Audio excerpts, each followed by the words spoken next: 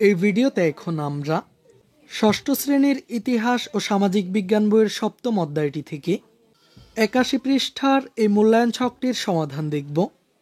শিক্ষার্থীরা ইতোমধ্যে আমরা প্রকৃতি সংরক্ষণ কার্যক্রম অধ্যায়টি শেষ করেছি।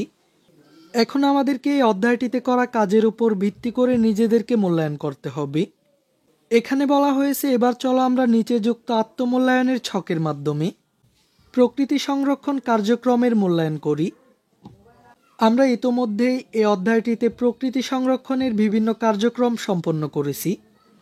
এবার আমরা এই অভিজ্ঞতার আলোকে নিজেদেরকে মূল্যায়ন করব। এখানে মূল্যায়নের জন্য বেশ কিছু বিষয় দেওয়া হয়েছে। এই বিষয়গুলোর ভিত্তিতে এখানে 3টি অপশন রয়েছে। প্রথমটি হলো সম্পূর্ণ একমত, এরপর মোটামুটি একমত, আর আমরা যদি এই কার্যক্রমগুলো না করে থাকি তাহলে একমত নই। এখানে প্রথম কাজটি হলো, আমি অন্ততপক্ষে 3টি স্থানীয় বিলুপ্তপ্রায় প্রাণী সম্পর্কে জানতে পেরেছি। শিক্ষার্থীরা, যদি তোমরা তোমাদের এলাকার 3টি স্থানীয় বিলুপ্তপ্রায় প্রাণী সম্পর্কে জেনে থাকো তাহলে তোমরা এই প্রথম ঘরে টিক চিহ্ন দিবে। আর যদি তোমরা 1টি অথবা 2টি প্রাণী সম্পর্কে জানতে পারো তাহলে তোমরা মোটামুটি একমতের ঘরে টিক চিহ্ন দিবে। আর যদি তোমরা কোনো প্রকার বিলুপ্তপ্রায় প্রাণী সম্পর্কে না জেনে থাকো তাহলে তোমরা এই সবশেষ ঘরে টিক চিহ্ন দিবে। এরপর দ্বিতীয় বিষয়টি হলো, আমি বা আমরা প্রাণী, বন্যপ্রাণী বা পরিবেশ রক্ষায় অন্ততপক্ষে একটি উদ্যোগ গ্রহণ করেছি। এই বিষয়টির ক্ষেত্রে আমরা সম্পূর্ণ একমত। এরপর প্রকৃতি সম্পর্কে আমার আগ্রহ সৃষ্টি হয়েছে।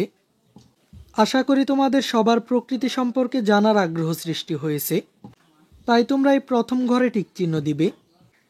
এরপর বন্যপ্রাণীর প্রতি আমার ভালোবাসা আগের চেয়ে বেড়েছে। এই বিষয়টির ক্ষেত্রে আমরা সম্পূর্ণ একমত। এরপর আমি ভবিষ্যতে প্রকৃতি ও পরিবেশ রক্ষায় দৃঢ় প্রতিজ্ঞ। এই বিষয়টির ক্ষেত্রে আমরা মোটামুটি একমত।